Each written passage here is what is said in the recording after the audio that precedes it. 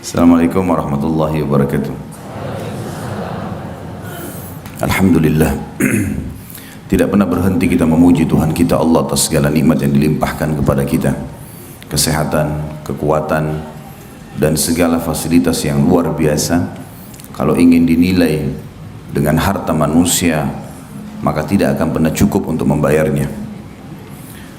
Jom kita panjatkan salam hormat kita, salawat dan taslim yang telah diperintahkan oleh Sang Pencipta Allah untuk diucapkan kepada manusia terbaik, sebaik-baik suri tauladan. Siapapun yang mencontohi manusia terbaik ini pasti hidupnya akan tentram, bahagia, kemenangan akan diperoleh dari musuh-musuh, dan juga solusi-solusi terbaik dari masalah-masalah dunia yang sedang dilalui.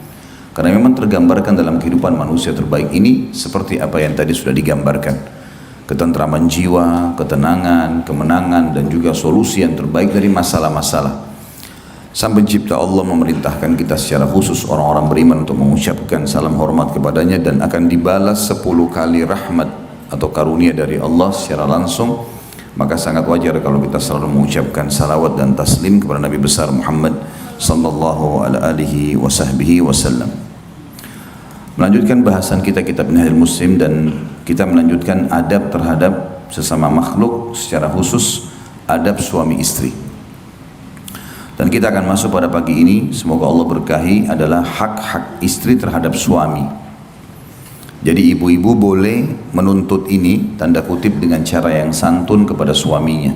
Karena ini hak langsung dari Sang Pencipta Allah. Bapak-bapak wajib tahu ini, sehingga mengamalkan bukan karena istrinya, tapi karena perintah dari Sang Pencipta Allah. Saya pernah jelaskan di pertemuan sebelumnya, pentingnya seorang muslim menjadikan semua yang ada di sekitar dia ini adalah penyebab dia mendapatkan rahmat Allah. Seorang suami berbuat baik sama istrinya, bukan karena istrinya, tapi karena Allah, sehingga tidak ada kejenuhan dalam berbuat kebaikan itu. Begitu pula seorang istri dalam melayani suaminya, semua karena Allah, sehingga tidak ada kejenuhan. Karena manusia bisa melalui masa-masa di mana dia jenuh, lesu, marah, sakit, ya. Atau mungkin pada saat dia senang. Jadi kalau kita niatkan memang karena Allah, kita akan bisa melaluinya. Bukankah pada saat ibadah haji kita kerjakan capek sebenarnya? Penerbangan pesawat 9 jam, panas, harus tinggal di kemah, ya, di Mina, di Arafah, di Muzdalifah. Tapi tidak pernah ada orang yang ikhlas berangkat haji karena Allah, pulang ditanya mau berangkat lagi, dia bilang enggak. Pasti mau saja. Mau berangkat lagi haji? Iya. Orang yang menjawab iya itu karena dia ikhlas. Kalau orang yang tidak ikhlas berangkat, terpaksa, hanya mau ngetes, enggak bakal mau kembali lagi. Seperti itulah kurang lebih fenomena kehidupan kita semuanya. Kita tidak akan jenuh dalam menjalani rumah tangga, karena ibadah rumah tangga ini ibadah yang sangat panjang. Semenjak akad nikah sampai kita meninggal, terus menerus kita lalui kehidupan itu. Maka butuh ilmu yang kuat, sehingga mendatangkan keimanan yang kuat, dan akhirnya pengorbanan atau cinta dan pengabdian juga maksimal. Kalau diniatkan karena Allah, semuanya kita akan tenang. Mau baru menikah sampai punya anak 10 pun tetap sama, nggak ada bedanya. Orang mukmin tidak akan berubah. Bagaimana dia bermuamalah di hari pertama, di bulan pertama yang dikenal dengan bulan madunya, akan sama sampai dia meninggal dunia. Semua muamalah yang baik, santun, menasehati, meluruskan, berkorban, itu akan terjadi karena niatnya dari awal karena Allah. Tapi kalau karena disuruh oleh orang tua, karena kebetulan cuma punya rasa cenderung, ya, apalagi yang bahaya itu orang kalau cenderung hanya karena fisik. Karena kapan fisik pasangannya berubah, udah mulai keriput, udah mulai ada ubannya, maka bisa berubah semuanya. Atau orang menikah hanya karena duit. Pada saat suaminya kaya, iya. Pada saat sudah bangkrut, ditinggal. Itu banyak terjadi. Atau maslahat-maslahat dunia yang lain. Maka tentu setelah target tercapai, dia akan selesai. Ini akan berbeda dengan orang yang mengikhlaskan niatnya karena Allah. Mau muda, mau tua, mau sehat, mau sakit, ini pasangan saya. Peluang untuk mendapatkan surga darinya, selesai. Gak ada kata-kata jenuh, gak ada bosan. Ummu Salamah radhiyallahu anha, istri Nabi SAW, orang yang sangat tua. Saking tuanya sudah nggak bisa layani Nabi SAW lagi biologis. Hibahkan malamnya buat Aisyah radhiyallahu anhum ajma'in. Jadi Nabi SAW bertahan. Bukan berarti karena sudah tua tidak bisa layani biologis selalu ditinggal. Udahlah nggak apa-apa. Ya, bisa nikah dengan yang lain. Siapa yang tidak suka dengan Nabi SAW? Tapi beliau menggambarkan rumah tangga itu. Bagaimana menjadikan pasangan ini adalah sebab kita mendapatkan derajat tinggi di surga. Hanya dengan senyum, hanya dengan bertutur kata yang santun, hanya dengan melayani, hanya dengan berkorban sedikit dengan uang, selesai. Dan ada ceramah saya di YouTube yang saya berikan judul Jalan Tol Menuju ke Surga. Itu rumah tangga. Makanya syaitan luar biasa ingin mengacaukan rumah tangga itu. Ada saja hal-hal yang dijadikan pemicu untuk kita ribut, untuk kita tidak berinteraksi, sebab senyum, sentuhan, biologis, bermesraan, pahala semuanya. Maka syaitan harus ngacauin itu. Kadang-kadang subhanallah gara-gara satu tutur kata yang salah dari pasangan kita sudah nggak berhubungan 2 hari, mungkin 1 minggu, mungkin 1 bulan, bahkan mungkin sudah sampai pada perceraian. Kenapa? Kalau kita rentet historinya hanya karena mungkin dia dianggap oleh pasangannya berkata kasar, mungkin anggapan dia. Siapa tahu memang pasangan kita begitu cara berbicaranya. Harus kita mengerti, rangkul dia. Kekurangan pasangan bukan untuk ditinggalkan, tapi untuk dibantu keluar dari permasalahannya. Nasihati, luruskan, rangkul. Dan kesuksesan seseorang dalam kehidupan bersosial, kalau dia sukses dalam rumah tangganya, sehebat apapun seorang laki-laki di luar sana, namanya, wibawahnya, hartanya, tapi kalau kacau rumah tangganya, selesai urusan. Berarti orang ini gak berhasil. Dia hanya performance saja, seperti orang yang rapi pakaiannya, tapi di dalam tubuhnya banyak penyakit nih. Begitu pula seorang wanita, mau dikatakan wanita karir, kaya, cantik, terkenal namanya, lihat hubungannya sama suaminya. Kalau dia baik sama suaminya yang sudah tahu luar dalam tubuhnya, maka berarti dia memang betul-betul baik. Tolok ukur selalu di rumah tangga. Dan ini sudah dijadikan oleh para ulama gambaran umum bagaimana menilai seseorang itu baik atau tidak di rumah tangganya. Kata Nabi SAW, khiyarukum li ahlihi. Orang yang terbaik di antara kalian adalah orang yang terbaik dengan pasangan hidupnya. Suami sama istri, istri sama suami. Itu baru manusia terbaik. Karena pasangan kita tahu semuanya. Kita bangun tidur, biasanya orang masih emosional, biasanya orang masih lesu, biasanya orang masih berantakan. Pasangan kita tahu tuh. Mungkin tidak semua orang tahu. Pada saat kita lagi hadapin masalah atau pada saat kita sakit, yang melayani adalah pasangan kita. Pada saat kita lapar, pada saat kita lagi makan, yang senantiasa menemani makan adalah pasangan kita. Dan seterusnya. Makanya Allah Subhanahu wa taala menyebutkan istri dan suami ini libas dalam Al-Qur'an. A'udzubillahi minasyaitonirrajim, antum libasul lahun, hunna libasul lakum wa antum libasul lahun. Mereka para istri itu adalah pakaian kalian dan kalian juga adalah pakaian buat istri kalian. Apa kata ulama tafsir? Pakaian fungsinya untuk apa teman-teman sekalian? Menutup badan. Apa lagi? Memperindah, ya, menutup aib-aib kita. Itu pasangan suami istri. Jadi kalau ada suami istri yang saling membongkar aib ini, tidak layak jadi pasangan ini. Dia harus tahu titik luka di badan kita pun yang tahu istri kita, yang tahu suami kita. Orang lain nggak ada yang tahu. Gitu kan? Bahkan terkadang ada orang-orang yang luar biasa kalau memahami poin ini, bukan cuma hal-hal yang kecil hanya sekedar titik di badan. Ada seseorang mungkin yang bersedia untuk khidmah dengan pasangannya.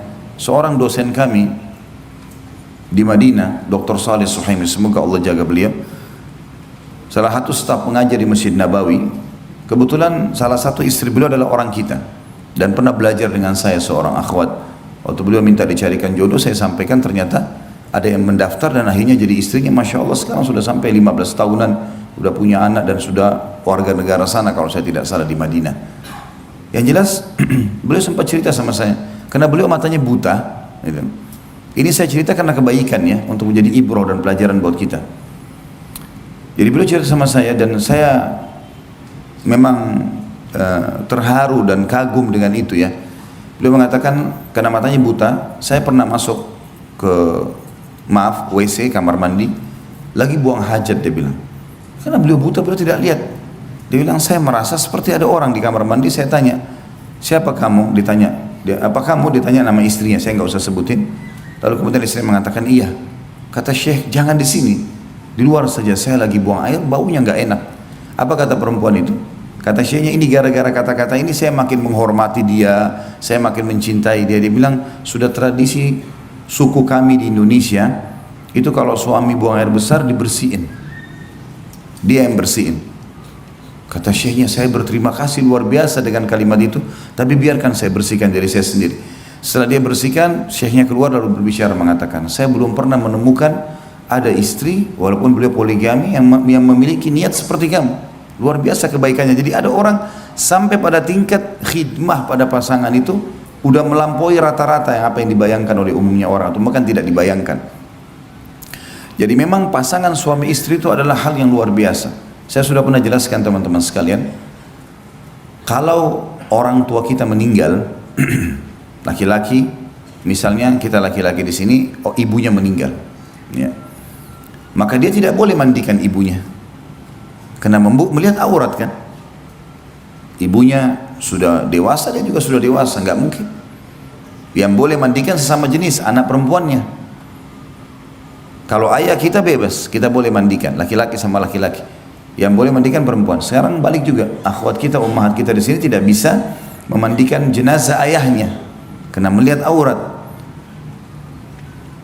Perhatikan di sini, suami istri boleh.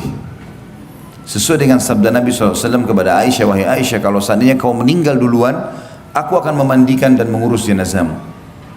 Karena sudah bebas untuk melihat aurat. Kita tahu juga anak-anak kita kalau sudah sinut tamyiz, umur 10 tahun, nggak boleh lagi kita mandiin. Laki-laki sini nggak boleh mandiin anak perempuannya atau lihat badannya walaupun belum balik. Ibu-ibu juga begitu pada anak laki-lakinya, 10 tahun sudah nggak boleh. Dan umumnya Allah sudah buat mereka punya rasa malu. Biasanya kalau kita mau lihat, enggak, dia nggak mau tutup pintu segala macam, itu bagus, positif, nggak ada masalah. Tapi yang kita ingin titik beratkan adalah suami istri berlaku pada mereka segala sesuatunya. Yang selama ini badan kita selalu kalau masuk kamar mandi tutup, yang selama ini kita kalau mau keluar selalu tutup dengan kain, mereka bisa mengetahuinya atau pasangan kita bisa mengetahui. Jadi perlu difahami poin ini teman-teman sekalian, ya. Rumah tangga itu adalah Allah memang menjadikannya sebagai tanda kutip pabrik manusia, dan saatnya di situ kita melampiaskan syahwat kita yang halal dan menikmati semua jenis kalimat, kata-kata, semua tatapan mata, semua ucapan, semua sentuhan bibir, semua sentuhan tangan, segala sesuatu. Maka harusnya kita faham poin ini. Pasangan kita diberikan hak oleh Sang Pencipta Allah dan kita harus penuhi. Kita sekarang bicara tentang haknya istri. Laki-laki di sini harus faham dan berikan itu karena Allah. Ibu-ibu juga bisa menuntut karena Allah tuntutannya, tentu dengan cara yang baik. Yang pertama adalah disebutkan oleh Syekh Abu Bakar rahimahullah, diperlakukan secara patut. Yang dimaksud secara patut adalah sebaik mungkin, semaksimal mungkin. Seorang suami bertutur kata yang baik, memerintah dengan cara baik, mengingatkan dengan cara baik. Boleh tegas, tidak boleh keras. Boleh tegas, saya nggak suka ini, jangan diulangin. Tapi nggak boleh keras. Keras itu mencaci maki, ya, memukul, itu nggak ada dalam Islam sama sekali. Orang mukmin tidak akan melakukan itu. Nggak ada laki-laki mukmin itu main tampar, main tonjok, main tendang. Itu semua manusia dari mana ini? Ya? Dari hutan rimba kali masuk. Ya? Dari mana ini? Tonjok-tonjokan dengan istri. Bukan istri lawan antum itu. Hah? Itu lakukan di sana di kancah peperangan. Musuh saja kalau sudah menyerang nggak boleh ditonjok, ya, ditawan, apalagi istri. Ya. Baik lisannya fokus dengan pasangannya. Seperti di Saudi kita kalau keluar semua perempuan berhijab. Tidak ada sesuatu yang membuat orang akhirnya terfikir, oh ini lebih baik daripada istri saya. Kan gitu. Begitu juga wanita berhijab, maka mereka menjaga diri mereka, enggak sibuk melihat orang-orang. Ya. Walaupun kalau ada interaksi yang tidak bisa kita hindari kayak di pasar, kayak harus. Tapi biasanya yang bahaya tontonan, karena tontonan itu kan kita duduk siap menonton, kan itu. Akhirnya kejiwaan kita siap menerima, pikiran kita siap mencerna. Ini bahaya, bisa mengubah pola hidup, pola fikir, pola makan, berubah semua dengan tontonan ini. Maka bahaya sekali. Makanya ada orang kadang-kadang nuntut pasangannya melampaui batas. Kamu harus bisa menari seperti perempuan itu. Kamu harus bisa, laki-lakinya juga menyanyi seperti laki-laki itu. Ya susah lah. Ya. Apalagi lagu India, mana ngerti dia? Nggak bakal bisa itu. Maksa pasangan kita seperti orang India, gimana cara? Kita ini orang Melayu, orang Indonesia, beda alamnya, gitu kan? Orang Indianya aja belum tentu bisa ikuti artisnya kok. Apalagi kita mau ikut-ikutan ini. Dan memang aneh kalau kita ikut-ikutan seperti itu, karena itu memang alamnya mereka beda. Jadi tidak usah, ya. Kita boleh tingkatkan skill. Setiap orang yang kita perlu membaca, menambah informasi bagaimana menjadi suami yang terbaik, bagaimana menjadi istri yang terbaik. Agama sudah perintahkan dandanan yang baik, pakai minyak wangi yang wangi, sisir rambut yang wangi, ya tutur kata yang santun, sudah cukup kok sebenarnya. Dan kata beliau, berdasarkan sabda Rasulullah SAW kepada orang yang bertanya, apa hak istri salah seorang dari kami terhadap suaminya? Yang mana beliau menyebutkan, antut'imaha idha ta'imta wa taksuha idha tasaita wa la tadribil wajha wa la tukabbih wa la tahjur illa fil bait. Hendaklah engkau memberinya makan jika engkau makan. Jadi ini makanan penting sekali. Penting sekali. Sampai subhanallah saya dengar ada beberapa ummahat kita nggak mau makan sampai suaminya pulang ke rumah. Ini satu penghargaan yang luar biasa gitu. Akhirnya suaminya juga jadi tahu dia nggak akan makan di luar. Dia makan sedikit pulang ke rumah tetap makan di rumah. Saya sampai sekarang punya kakak ipar di kota Makassar, masya Allah, dia menikah dengan kakak saya perempuan. Itu sampai sekarang dia sendiri bilang sama saya kalau di luar tidak makan, pulang ke rumah. Karena dia panggil nama kakak saya, dia bilang masak buat saya. Jadi sudah bertahun-tahun, anaknya sudah sampai menikah, sudah ada cucunya malah. Tapi memang dia merasa makanan itu penting, punya pengaruh besar ya. Jadi ada orang subhanallah makan pikirin dirinya sendiri. Nah, dan kalau suami pulang temani duduk makan. Istri sudah masak, teman-teman biar kenyang incipin makan sedikit. Duduk, puji makanan itu. Royal dengan pujian kepada pasangan penting. Puji, nggak apa-apa. Asal betul, tidak ada kedustaan, gitu kan? Dalam arti kata sini pujiannya positif. Misal kita mengatakan makanannya masya Allah masih hangat ya. Yang positifnya mana? Mungkin makanannya asin, tapi kita cari yang positifnya. Oh ini makanan hangat enak ya, cocok kalau musim lagi udara begini. Ini pas sekali bumbunya atau apalah ya. Mungkin kalaupun ada kekurangan sedikit nanti lain kali dikurangin ininya ya, dengan santun, dengan baik. Ya. Kan bisa semuanya nih, asal mau saja masalahnya. Kita kadang-kadang tidak mau atau bahkan mungkin belum punya pengalaman, belum tahu akhirnya tidak melakukannya atau mungkin kedangkalan pemahaman terhadap hukum syar'i. Rasulullah SAW menyebutkan hak pertama bukan rumah, bukan transportasi, makanan. Berarti makanan punya pengaruh besar loh. Sampai saya pernah bilang di dalam pelatihan rumah tangga, saya bilang ibu-ibu kalau mau suaminya tenang di rumah, penuhi 3 hal, tatapan matanya, perutnya dan kemaluannya. Karena memang wanita, laki-laki itu suka kalau dia pulang ke rumah semua sudah rapi, istrinya sudah wangi, tatapan mata, dia akan rindu untuk cepat kembali ke rumah. Ya. Kalau setiap pulang ke rumah ngomong mulutnya masya Allah baunya, ya.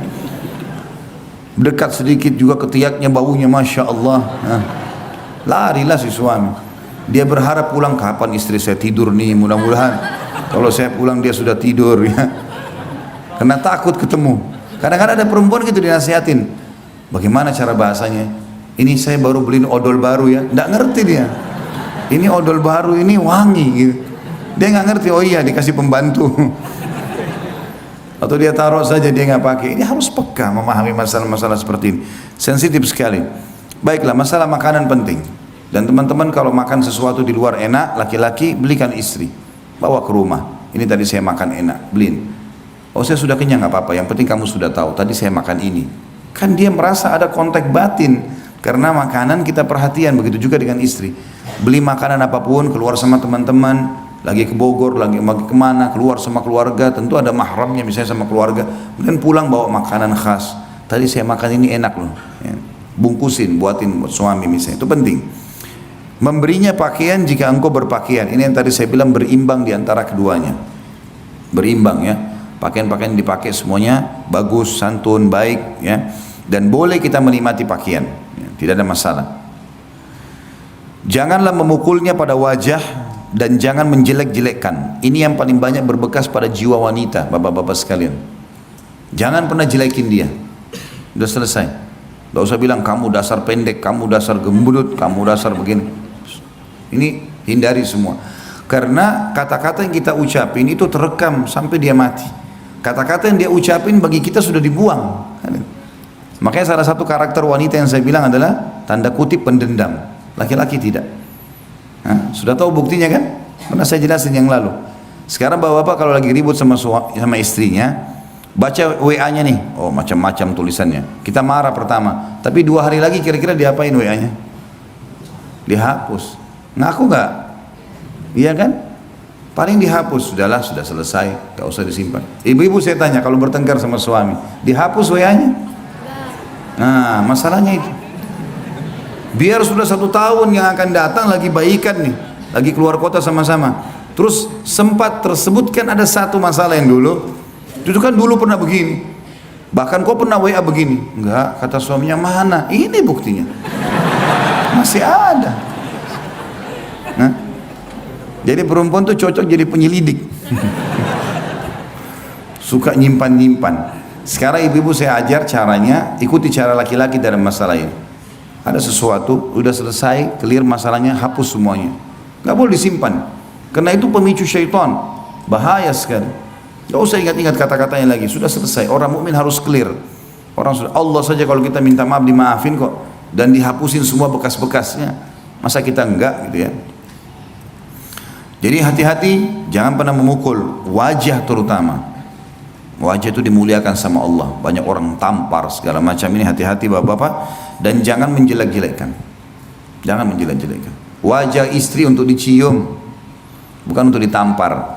Ya, untuk ditatap, bukan untuk ditampar. Hati-hati. Dan banyak laki-laki yang luar biasa kasarnya. Ya. Jangan menjelek-jelekkan, jangan pernah jelekkan dia, jangan pernah jelekkan perbuatannya, karena berbekas semuanya. Jadi rangkul untuk keluar dari masalah itu. Dan jangan memisahkan diri darinya kecuali dalam rumah. Ini yang tadi kita bilang hajar.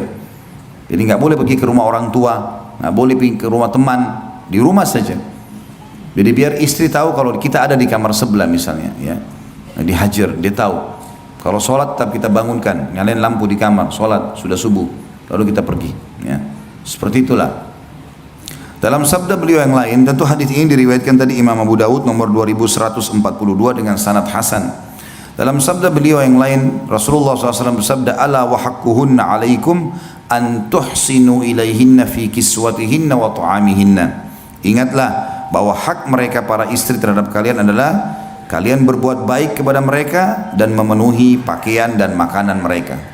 Itulah alam wanita. Bagaimana kita memberikan kepada mereka makanan dan pakaian yang membuat mereka puas dan suka, ya. Dan juga sabda Nabi SAW, dan itu tadi hadis sudah kita sebutkan, diriwayatkan Imam Tirmidzi nomor 1163, dan sabda Nabi SAW selanjutnya adalah la yafruq mu'minun mu'minah in kariha minha khuluqan radiya minha akhar. Janganlah seorang mukmin membenci seorang mukminah istrinya, jika ia membenci satu perilaku darinya, niscaya dia rela terhadap perilaku yang lain. Memang istri kita juga manusia. Misal ada perempuan menonjol sekali di masakan, itu kelebihannya, pujilah dia di situ. Mungkin dia kurang dalam penataan rumah. Mungkin ada perempuan dalam mengatur pakaian, kerapian rumah bagus, tapi nggak bisa masak. Kalau ada yang Allah berikan kepada kita, masya Allah, wanita yang bisa mengatur semua itu sangat luar biasa. Udah rumahnya bersih, dianya bersih, masakannya enak, karunia dari Allah. Tapi seorang mukmin harus faham, kalau ada kekurangan istri, selama bukan pelanggaran agama ya, cuma masalah-masalah khidmah pelayanan, maka dia, kata Nabi SAW, janganlah seorang mukmin membenci seorang mukminah istrinya jika ia membenci satu perilaku, ada yang dia tidak suka karena kekurangan, niscaya ia rela dengan perilaku yang lainnya.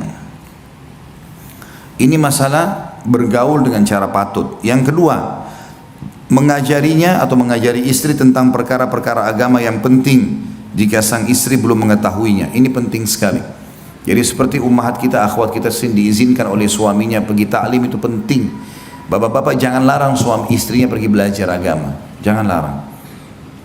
Karena itu maslahatnya buat kita sendiri sebenarnya. Kalau bapak-bapak memahami itu, ikhwah kita memahami berapa besar pengaruh kebaikan perubahan pada istri kalau dia pulang dari pengajian, maka dia tidak akan melarang. Karena perempuan pakai perasaan. Kapan ibu-ibu kena perasaan dari sisi agama beda dengan laki-laki. Kalau laki-laki mungkin dia tahu tentang sholat malam, tapi kalau dia capek dia mengatakan saya capek, mungkin besok aja saya sholat. Perempuan belum tentu begitu. Mungkin kalau dia kena perasaan secara keimanan, walaupun capek dia bisa bangun sholat malam. Kena perasaan beda, ya. Di sini kita harus mengajarkan dan membiarkan mereka mendalami agama yang dalam, ya. Baik itu dengan cara hadiri pengajian atau kita memberikan fasilitas yang lengkap. Sekarang sudah ada internet, ya, dengan segala macam perusahaannya berbeda-beda bersaing. Sudah sangat cepat, kita bisa pasang di TV, ya. Saya pernah mengunjungi rumah seorang muslim, saudara kita. Dia lihatin ke saya, jadi dia sudah pakai internet yang cukup bagus di rumah, semuanya sudah tinggal acara ceramah. Istrinya pun habis masak, dia lagi di kantor, tinggal putar YouTube ceramah Ustadz Fulan, tinggal nonton saja. Karena biasanya kalau acara TV, kalau luput jamnya kita nggak bisa kan. Kalau di YouTube kan kita bisa ulang-ulang, bisa kita pilih lagi, bisa dinonton lagi, walaupun kita tidak sempat hadir tadinya. Positif, siapkan fasilitas itu di rumah. Jadi buat di rumah itu betul-betul suasana islami dan disiapkan semua fasilitasnya. Atau mengizinkannya untuk menghadiri majelis-majelis taklim untuk belajar karena kebutuhannya untuk mempelajari agamanya dan mensucikan jiwanya lebih besar daripada kebutuhannya terhadap makanan dan minuman yang juga wajib dipenuhi. Sebagaimana firman Allah Subhanahu wa taala dalam surat Tahrim ayat 6. A'udzu billahi minasyaitonir rajim. Ya ayyuhalladzina amanu qu anfusakum wa ahlikum nara. Al-ayat. Hai orang beriman, pelihara dirimu dan keluargamu dari api neraka. Maksudnya buat dia faham agama supaya dia tidak berbuat hal-hal yang berbau agama. Saya sedih kalau melihat atau mendengar sebagian akhwat kita atau umat kita mengeluh, ya kadang-kadang kami mau pergi ta'lim dilarang oleh suami. Sayang sekali. Dia tidak faham kalau suaminya tahu bagaimana pengaruh secara kejiwaan karena hadir di pengajian itu luar biasa. Dia akan lebih santun dengan suaminya, dia akan lebih khidmah, dia akan lebih takut kepada Allah dalam hak-haknya. Itu akan tertanamkan, ya. Kata beliau, istri termasuk keluarga yang harus dipelihara dari ancaman api neraka, yaitu dijaga dengan keimanan dan amal soleh. Sedangkan amal soleh itu harus dengan ilmu sehingga bisa melaksanakannya dengan benar sesuai dengan tuntunan syariat. Hal ini berdasarkan sabda Rasulullah sallallahu alaihi wasallam dalam sebuah hadis yang diriwayatkan oleh Imam Bukhari Muslim dan Imam Tirmidzi juga meriwayatkan nomor 1163. Jadi tentu hadis ini sahih karena riwayat Bukhari Muslim. Rasulullah SAW bersabda, ala wastausu bin nisa'i khaira fa innahunna awanin au asiratun indakum. Ingatlah, berbuat baiklah terhadap para wanita karena mereka adalah tawanan yang ada pada tangan kalian. Bapak-bapak, saya kasih resep sederhana, walaupun ini rahasia di antara kita, cuma pakai mic apa boleh buat. Ibu jadi dengar gitu kan. Tidak bisa matiin, harus dengar gitu. Jadi kalau istri berbicara sesuatu, sekali lagi, omongan-omongan yang tidak nyaman tinggalkan saja. Ditinggalkan maksudnya tidak usah dihiraukan, tetap ada di situ tapi nggak usah dihiraukan. Kita buat teh sendiri, kita buat kopi, kembali lagi dengarin, biarin saja, anggap orang sedang berdongeng. Biarin dia ngomong, nggak apa-apa. Itu kuncinya. Dan jangan terpengaruh dengan setiap statementnya perempuan, karena perempuan kalau sampaikan sebuah statement, dia tidak pikir jangka panjangnya, sekarang saja. Lagi marah ya sekarang, mau cerai, mau mati, mau apa, terserah, nggak mau tahu. Kalau kita laki-laki kan berpikir panjang, makanya perceraian ditaruh di tangan laki-laki. Kalau cerai di tangan ibu, satu hari berapa kali ibu ceraikan suaminya? Saya mau tanya. Terlambat sedikit, saya ceraikan kamu. Hah? Semua cerai. Jadi kalau mendengar kata-kata cerai dari lisan istri sudah biasa itu. Itu sudah, jangan dihiraukan, jangan menjadi beban pikiran. Nah, anggap angin lalu. Kalau dia ngomong sesuatu yang positif baru kita tanggapi. Itu yang dilakukan Umar bin Khattab. Istrinya marah, ngoceh-ngoceh, dibiarin sama Umar. Sampai ada sahabat mau mengeluh, istrinya juga bicara begitu di rumah. Waktu datang rumah Umar, didengar dari luar suaranya istrinya Umar. Kau Umar begini, kamu begitu, kamu begini, segala macam. Umar diam saja. Orang ini pulang. Akhirnya Umar dengar ada orang dari depan pintu. Dibuka pintu sama dia. Dikejar orang itu. Kenapa kau pulang? Amir Mu'minin, masalah kita sama. Di rumah istri saya banyak ngomel-ngomel. Di sini juga anda diomelin gitu. Dia bilang perempuan. Dia udah masakin masakan saya, dia udah cuciin baju saya, dia jadi ibu anak-anak saya. Udahlah, anggap saja dia ngomel. Maaf ibu-ibu ya, anggap radio rusak. Lah, kalau dia sudah ngomong kasar, pulangin saya ke rumah orang tua saya nyesel nikah sama kau, masa mau dilayani? Kira-kira, masa mau dilayani? Oh iya, saya pulangin kamu sebentar, kan tidak mungkin. Nanti akhirnya kau sudah dibawa pulang di mobil tengah jalan baru nyesel-nyesel. Jangan, usah dilayani. Tanda kutip tadi ya, radio rusak itu. Hanya supaya mudah difahami. Tapi kalau nanti kalau coba terapin, kalau memang ada bapak-bapak yang Allah uji gini, istrinya suka ngomel, coba terapin. Kalau dia lagi ngomong, walaupun kita pegel, dengarin aja. Nanti sekali dua kali dia tidak mau lagi ngomel tuh, karena dia tahu tidak ditanggapi. Dia jadi berhenti sendiri. Sudah tahu ya? Senyap suara bapak-bapak ini. Entah faham atau enggak ini. Itu rahasia susah didapat itu ya. Baiklah. Sabda Nabi SAW sini yang mulia, ingatlah berbuat baiklah terhadap kaum wanita. Maksud dalamnya adalah bertutur kata yang baik. Tidak usah terlalu ditanggapi permasalahan yang diucapkan. Karena banyak laki-laki begitu, terlalu terbawa dengan arus perkataan istrinya. Akhirnya dia sakit hati sendiri, dia pegel sendiri. Enggak. Bijaksana, dewasa. Yang perlu ditanggapi, yang enggak usah. Tapi juga kita enggak usah tinggalkan. Ya, itu penting. Karena mereka adalah tawanan di tangan kalian. Dari rumah ayahnya kita ambil dengan kalimat akad, dipindahin ke rumah kita. Dia yang masain, dia yang bersihin rumah, dia yang jadi ibu anak-anak. Ngapain harus dimarah-marahin? Enggak perlu. Udah biarin aja. Di antaranya adalah dengan mengajarkan hal yang bisa memperbaiki sikapnya dalam beragama dan mendidiknya dengan didikan yang membuatnya bisa istiqamah yang baik. Yang ketiga, mendidiknya untuk menjalankan ajaran-ajaran dan adab-adab Islam serta menghukumnya bila menyelisihinya, yaitu melarangnya bepergian sendirian atau menampakkan wajahnya. Ini tentu bagian pendapat mengatakan wajibnya cadar dan bertabarruj atau bersolek dan berbaur dengan laki-laki yang bukan mahramnya. Jadi dia suami di sini harus punya rasa cemburu kalau istrinya melakukan perbuatan yang salah. Ya. Jadi ini penting sekali. Perempuan itu suka kalau kita seperti mencemburui dia, ya. Kalau laki-laki terbalik. Ibu harus tahu laki-laki tidak suka dicemburui, ya. Dia suka kalau ditaati, dipatuhi, iya, dicemburui enggak. Jadi ini fitrah yang ada ya. Allahu alam kalau ada yang keluar dari fitrahnya. Nah, kita nggak tahu nih. Kalau ada laki-laki sini suka kalau suami istrinya cemburu, ini masalah buat dia. Ya, masalah. Karena umumnya tidak suka, ya. Perhatian ekstra juga itu tidak perlu. Kita menjalankan tugas dan kewajiban. Tidak usah terlalu banyak telepon ke suami. Suami juga tidak usah terlalu, jangan juga tidak telepon sama sekali. Imbangi. Ya. Ada hal-hal yang perlu, keperluan mendesak, direspon dengan cepat, seperti itulah. Dan kalau dia melanggar agama di sini harus dihukum. Hukum arti kata dia harus diingatkan. Ya. Di samping itu hendaknya memberikan perlindungan dan pengayoman yang cukup sehingga tidak membiarkannya merusak akhlak atau agama dan tidak membiarkan sarana untuk berbuat fasik terhadap perintah-perintah Allah dan Rasulnya atau berbuat jahat. Karena suami adalah penanggung jawab istrinya, berkewajiban menjaga dan memeliharanya sebagaimana firman Allah di dalam surah An-Nisa ayat 34, A'udzubillahi minasyaitonirrajim, ar-rijalu qawwamuna 'alan nisa. Kaum laki-laki adalah pemimpin bagi kaum wanita. Juga dalam hadis Bukhari Muslim, Imam Bukhari nomor 893, Imam Muslim 1829, Rasulullah SAW bersabda, "War-rajulu ra'in fi ahlihi wa huwa mas'ulun ar-ra'iyyati."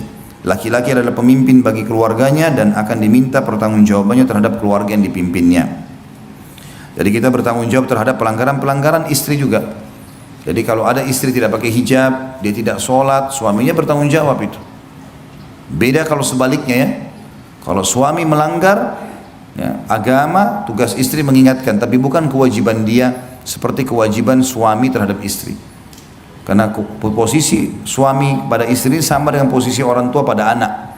Salah anaknya maka dia bertanggung jawab, salah istri dia bertanggung jawab. Ya, dan tidak terjadi hal yang sama bagi perempuan. Jadi misalnya kalau suaminya melakukan hal yang salah di luar sana, dia dengar, dia nasihat, dia boleh nasihat, tapi dia tidak tanggung jawab.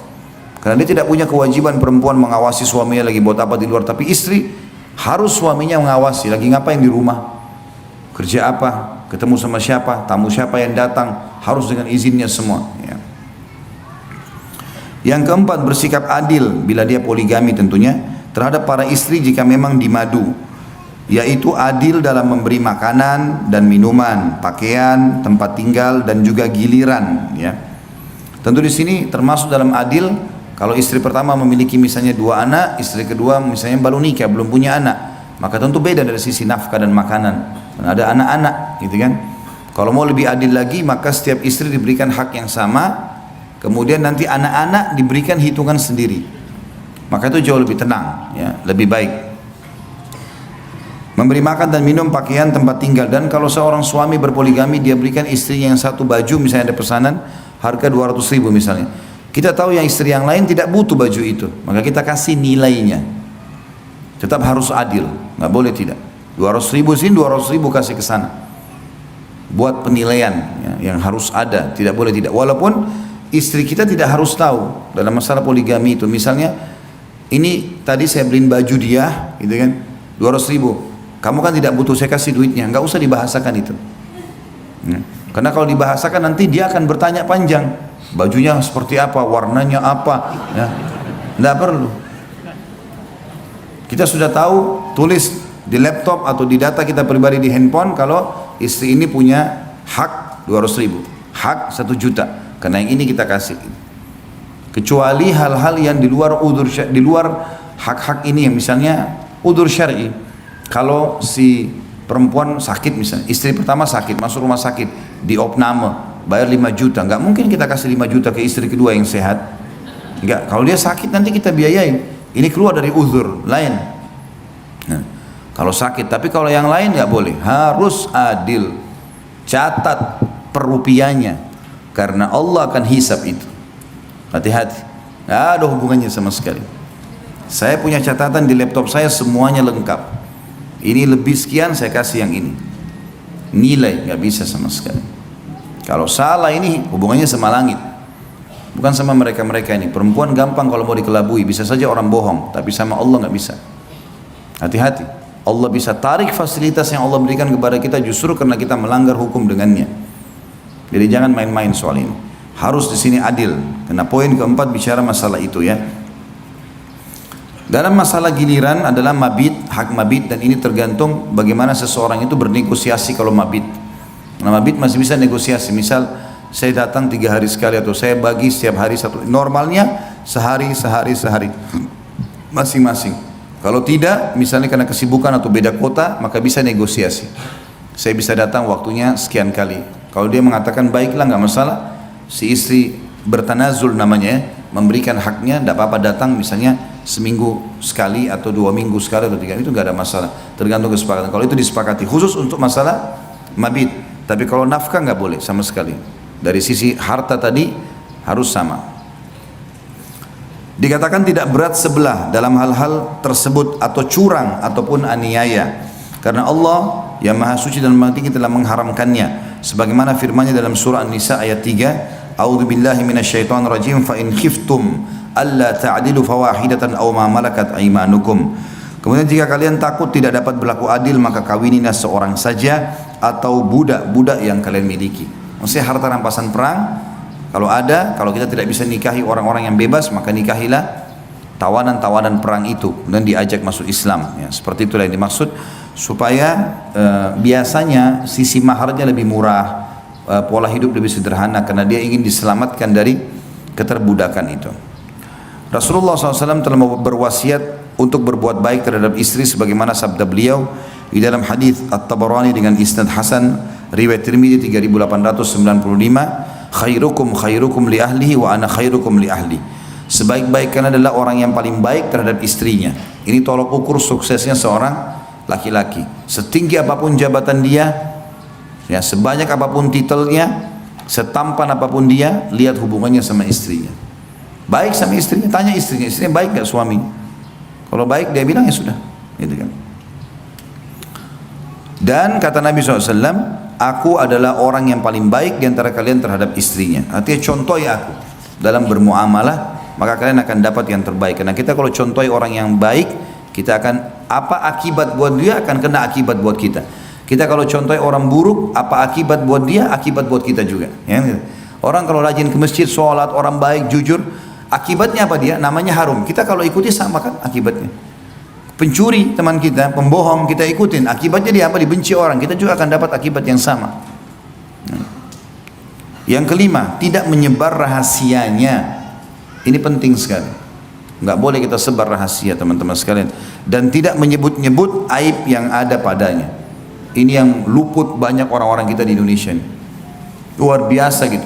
Sampai suaminya atau istrinya itu semua orang tahu siapa dia. Diceritakan segala satu keburukannya. Jangan. Walaupun sudah cerai, teman-teman sekalian nggak boleh ceritain aib orang. Nggak boleh.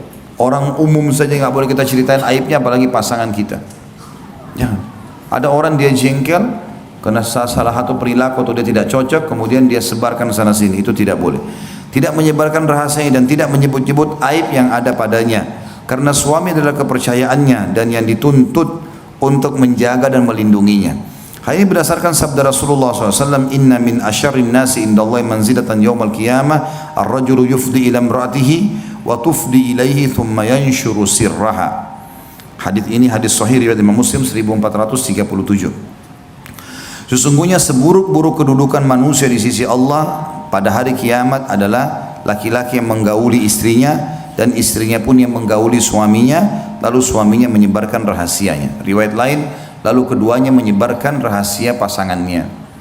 Terutama dalam masalah biologis, nggak boleh cerita. Udah selesai. Allah kasih kelebihan pasangan kita, udah selesai. Jangan cerita. Bapak-bapak sini jangan, Allah kasih istri yang masya Allah memenuhi semua kebutuhan biologis, apa yang dia harapkan semua terpenuhi, dia puas. Jangan cerita sama teman, sama sekali. Walaupun itu kita menganggap nikmat. Tuh istri saya Allah karunia begini, saya dikasih begini, saya. Kalau diantara 3 orang teman kita laki-laki istrinya tidak begitu, apa yang muncul di benaknya? Mengganggu istri kita nanti. Bahkan itu banyak terbuka pintu-pintu perselingkuhan karena dia telepon istri kita atau dia WA dan dia menggunakan bahasa-bahasa yang diajarkan oleh syaitan untuk menunggangi kelebihan itu yang kita sudah ceritakan. Istri kita kan heran, kok bisa dia tahu ya? Tapi dia bukan mengatakan dari suami, dia punya retorika syaitan yang membuat seakan-akan itu kelebihan yang dia harapkan dari wanita lain atau apalah. Terbuka masalah-masalah baru. Nggak boleh. Ibu-ibu juga begitu. Allah kasih suami yang masya Allah puasin secara biologis, ibu merasa cukup segala macam, maka jangan ceritain ke perempuan lain. Kalau ibu ceritain ke teman-temannya, suami saya itu begini, suami saya begini. Kalau suami mereka tidak begitu, akan terjadi hal yang sama. Dia akan ganggu suaminya ibu. Dan dia akan menggunakan tadi sama kalimat-kalimat syaitaniyah, seakan-akan dia berharap laki-laki seperti ini, seperti itu. Padahal itu ada pada diri kita. Akhirnya nanti kita terpengaruh, kan itu. Jadi masalah. Makanya kata Nabi SAW di sini, sesungguhnya seburuk-buruk kedudukan manusia di sisi Allah, Allah benci sekali adalah pada hari kiamat nanti. Laki-laki yang sudah menggauli istrinya dan istrinya pun menggaulinya, juga sama saling memuaskan, lalu suaminya menyebar rahasia itu atau dalam riwayat lain keduanya menyebarkan rahasia itu. Kita sekarang masuk ke hak suami. Ya. Tadi itu adalah hak istri, sekarang berimbang kita bahas hak suami. Ini bapak-bapak bisa tuntut dari istrinya dengan cara santun. Ibu-ibu juga harus tahu supaya menjalankannya. Istri berkewajiban kata beliau terhadap suaminya, yaitu dengan melaksanakan kewajiban-kewajiban dan adab-adab berikut. Yang pertama, menaatinya dalam hal-hal selain kemaksiatan terhadap Allah, ya. Sebagaimana Allah Maha Suci dan Maha Tinggi telah berfirman dalam surah An-Nisa ayat 34, A'udzubillahi minasyaitonirrajim, fa in ata'nakum fala tabghu 'alaihinna sabila. Kemudian jika mereka mentaatimu, maka janganlah kamu mencari-cari jalan untuk menyusahkannya. Artinya wanita disuruh taat di sini. Temani saya keluar baik, buatin saya makanan baik. Semuanya karena Allah perintahkan, bukan karena suami. Dan apa susahnya ibu-ibu sekalian? Saya tanya, hanya buat makanan, hanya hibur suami ya dengan kata-kata yang baik, beban pikirannya diringankan, kemudian mati masuk surga. Apa susahnya? Nggak ada susahnya itu, mudah sekali. Ya, syaitan saja yang kadang-kadang membuat syaitan jin dan manusia. Nah, di antara manusia juga ada syaitan, ya. Mereka berpikir seperti syaitan, cemburu melihat rumah tangga kita misalnya. Kadang-kadang kita nggak tahu, apalagi ibu-ibu itu. Kadang-kadang subhanallah banyak ibu-ibu tidak tahu kalau temannya itu buruk. Berkedok depan dia seperti jadi pahlawan. Kapan ada nasihat dari teman suruh cerai, itu buruk, nggak boleh didengar ini. Berarti ini bukan teman, kecuali memang dasarnya suami kita suka mukul, pemabuk, lain. Kalau hanya masalah-masalah kecil, lebih baik kamu cerai, nanti dapat laki-laki yang lebih baik. Ini sudah teman tidak benar ini, sudah nggak benar. Karena cerai dalam Islam tidak dibolehkan kecuali darurat sekali. Kalau dia malah nasihatin kita baik-baik, mestinya coba cara ini, coba cara begini, cara-cara yang positif lah. Kita anggap itu adalah pencerahan, itu nggak ada masalah. Tapi sekali lagi memang saya bilang Bapak Ibu sekalian, jangan pernah menggunakan jasa orang ketiga kecuali ahlinya.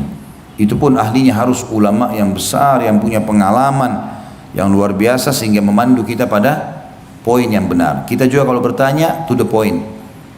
Saya punya masalah seperti ini, apa jalan keluarnya, apa sarannya, apa nasihatnya, dan seterusnya.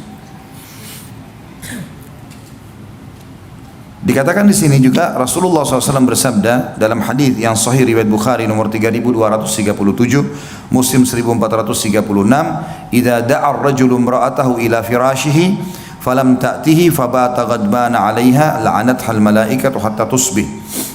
Jika seorang laki-laki mengajak istrinya ke tempat tidur lalu si istri tidak memenuhinya, kemudian laki-laki itu kesal terhadapnya, maka wanita itu dilaknat oleh malaikat sampai pagi.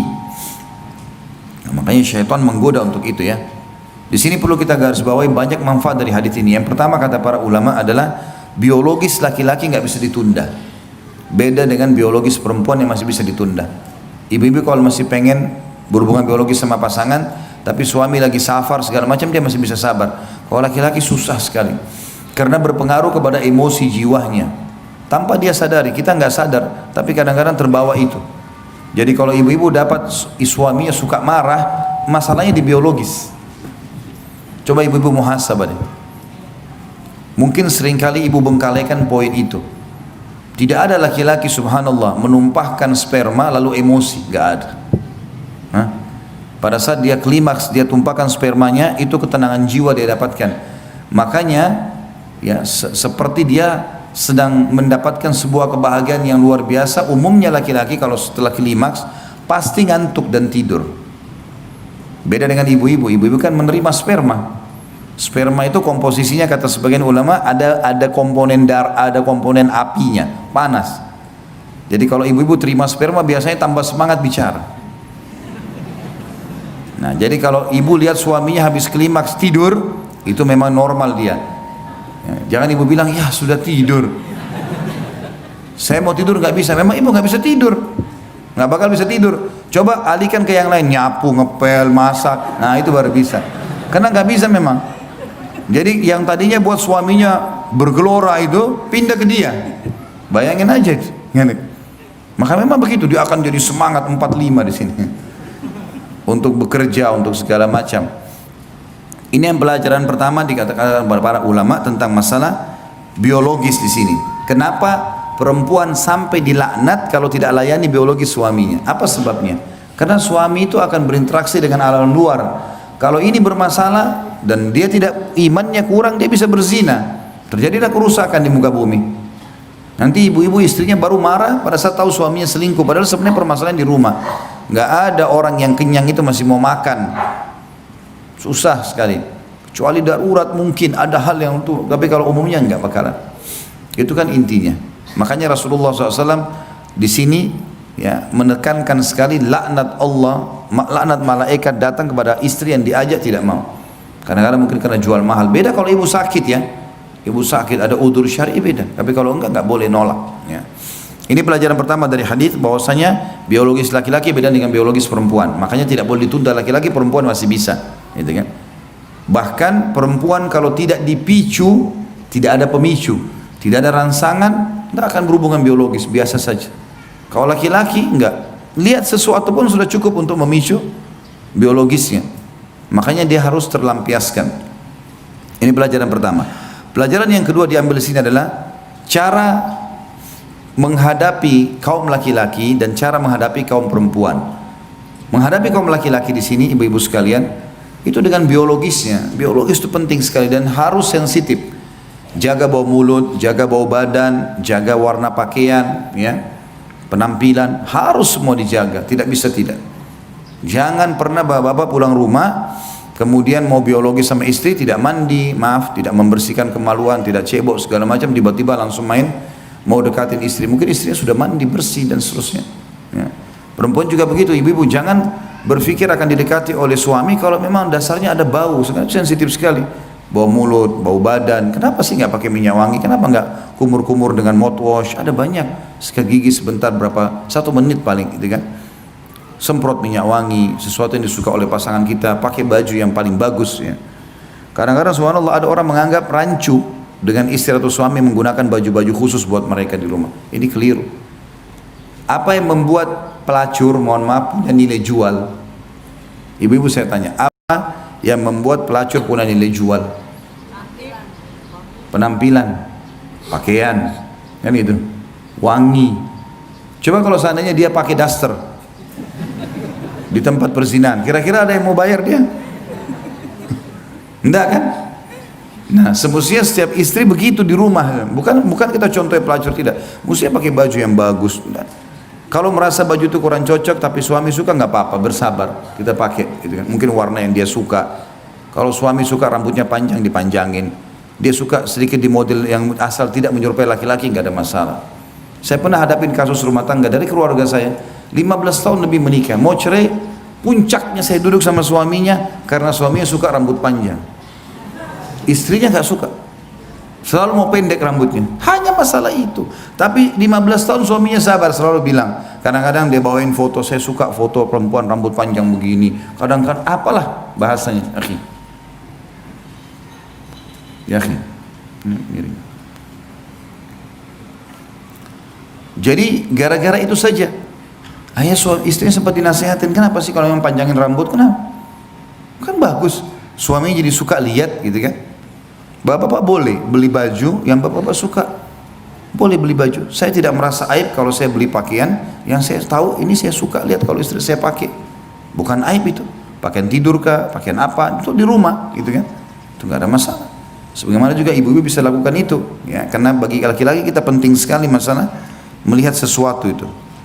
Ini yang pelajaran kedua yang diambil ya, kalau masing-masing laki-laki dan perempuan ini cara menghadapinya. Ya. Ibu-ibu kalau mau suaminya lunak, ya, baik, maka biologis nomor 1 bagi dia. Dan perempuan juga harus tahu dari sisi lain, kalau suaminya membutuhkan itu, melihat, ya, dilayani segala macam. Laki-laki juga harus tahu untuk membuat supaya istrinya mau melayani biologis, dia penuhi semua tadi hak-haknya. Ibu-ibu sekarang kalau dikasih baju baru, dikasih sepatu baru, tas baru, gembira nggak kira-kira? Gembira. Nanti akhirnya bisa melayani biologis suaminya kan? Kalau suami nggak pernah bawa hadiah sama sekali di rumah, nggak pernah beliin baju, nggak pernah bawain hadiah apa, nggak pernah buat kejutan. Perempuan tuh suka dibuat kejutan loh. Nah, bapak-bapak, nggak ada yang ngantuk kalau saya bahas masalah ini ya. Kalau kita laki-laki nggak suka kejutan, malah kadang-kadang sempat marah, ibu-ibu jangan buat kejutan buat suami. Masak boleh lah, dia suka sesuatu mungkin, tapi buat kejutan apa gitu kan, mungkin biasa saja. Kalau perempuan suka dengan kejutan, bapak buat kejutan sesuatu apa ya, yang membuat akhirnya dia gembira, sehingga biologis bisa terpenuhi karena berhubungan dengan masalah perasaan. Juga ada sabda lainnya, beliau SAW bersabda dalam hadis yang sahih diriwayatkan Abu Daud nomor 2140, Al-Hakim meriwayatkan nomor 206 dan disahihkan oleh Tirmidzi di nomor 1159. Rasulullah SAW bersabda, "Lau kuntu amiran ahadan an yasjuda li ahadin la amartul mar'ata an tasjuda li zawjiha." Jadi hadis ini ada sebabnya sebenarnya ya. Pada saat Muadz bin Jabal radhiyallahu anhu kembali dari Yaman ke Madinah, tiba-tiba beliau sujud di bawah kaki Nabi SAW. Lalu kata Nabi SAW, "Apa ini Muadz? Berdirilah." Kata Muadz radhiyallahu anhu, "Ya Rasulullah, saya di Yaman melihat kalau orang-orang menghormati pimpinan mereka, maka mereka sujud di kakinya, dan saya anggap anda orang paling layak untuk saya sujudi, maka saya sujud kepada anda." Kata Nabi SAW, "Tidak, hai Muadz, seandainya," ini lanjut, ini hadisnya saksi bahasan ditulis ya, tapi saya awali dari awal kisahnya. "Seandainya aku dibolehkan memerintahkan seseorang bersujud kepada orang lain, pasti aku perintahkan wanita sujud kepada suaminya." Perhatikan ya, tidak ada hadis ini bu, yang berbunyi saya akan suruh anak sujud pada orang tuanya. Nggak ada loh. Saking besarnya hak suami. Nggak ada hadis yang mengatakan saya akan suruh anak-anak sujud kepada orang tuanya. Padahal orang tua luar biasa kedudukan. Bahkan ulama mengatakan tidak dibolehkan sama sekali. Tapi Nabi berikan perumpamaan, kalau boleh sujud selain Allah, saya suruh istri sujud pada suaminya. Ada juga seorang wanita datang kepada Nabi SAW mengatakan, ya Rasulullah, dalam hadis sahih, saya mau menikah, orang ini belum menikah, saya mau menikah, tapi saya mau tahu dulu apa hak suami saya, supaya saya tahu nanti saya berikan haknya. Kata Nabi SAW, kalau dada suamimu luka dan bernanah, lalu kamu bersihkan dengan lidahmu, bukan dengan kain, maka kau masih belum bisa memberikan haknya. Aisyah mengatakan radhiyallahu anha, hai para wanita, kalau kalian tahu hak-hak suami kalian dari Allah, maka kalian akan mengambil debu kaki mereka diletakkan di pipi kalian. Karena suami orang asing, bukan ayah kita, bukan kakak kita, tiba-tiba semua makanan, pakaian, tempat tinggal harus dipenuhi sama dia. Kadang-kadang bahkan ada, mohon maaf saya bahasakan ibu-ibu sekalian, ada istri yang tidak santun, udah minta uang bulanan marah-marah lagi. Hasil keringatnya orang diminta marah-marah, gimana? Tapi karunia Allah, Allah berikan kedewasaan dalam hati manusia. Laki-laki kadang-kadang walaupun suami istrinya begini, ya sudahlah, dikasih. Kadang-kadang minta maaf ya, telat. Padahal sebenarnya hasil keringatnya. Ya. Kalau mau dipikir siapa orang ini, enak bener. Saya yang banting tulang setengah mati. Kadang-kadang dihukum kalau telat. Ya. Harus nagih utang sana sini, tapi akhirnya dia yang habisin. Kasih makannya, minumnya, pakaiannya. Makanya haknya sangat luar biasa istri itu, suami itu. Harus diberikan di sini. Yang kedua, tadi itu mentaati pada hal yang ma'ruf. Memelihara diri dan menjaga kehormatannya. Menjaga harta dan anak-anaknya serta urusan rumahnya. Yang dimaksud dengan menjaga harga diri adalah tidak interaksi sama lawan jenis. Ya. Sudah cukup, tidak ada poliandri dalam Islam. Perempuan tidak boleh punya dua suami, satu suami. Tidak ada poliandri. Poligami bagi laki-laki ada. Tapi poliandri tidak ada. Maka sudah ada suami, selesai. Nggak ada lagi laki-laki lain, sudah selesai. Lampiaskan di situ perintah-perintah agama, ya, semua yang dibutuhkan dari lawan jenis sudah selesai. Sampai meninggal, insya Allah masuk surga. Kemudian yang dimaksud dengan menjaga harta dan anak-anak adalah titipan suami. Makanya saya pernah bilang kalau dalam bab nafkah, misal ibu dikasih ini nafkah ya 10 juta. Kemudian ternyata pengeluaran kita tiap bulan 8 juta. 2 juta ini harus dilaporin ke suami. Ini ada lebih 2 juta ya. Bagaimana? Kalau kita dengan santun baik kan, misalnya suami bilang sudah nggak apa-apa buat tabungan kamu misalnya. Sudah jadi halal buat ibu. Itu pun kalau sumbernya dari suami, nanti misalnya 2 juta ini tiap bulan ibu tabung.